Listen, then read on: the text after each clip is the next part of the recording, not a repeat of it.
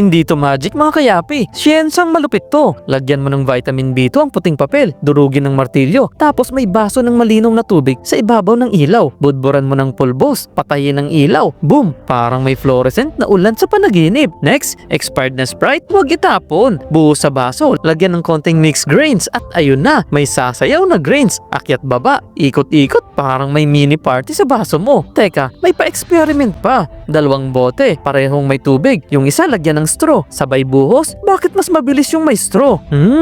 At eto pa, lagyan ng libreng coke ang baso. Tapos patakan ng mantika, lagyan ng aspirin. Parang underwater volcano. Live na live. Gusto mo pa ng makulay? Gamit ka ng napkin, sulat ng marker sa dulo, isabit, tapos konting tubig sa plate sa baba. Watch how the colors paakyat na parang rainbow wall. Ang tawag dyan, capillary reaction baby. Kaya kayapi, science o rocket, alin sa mga to ang susubukan mong gawin muna? Follow mo ko para sa mas marami pang kwentong malupit.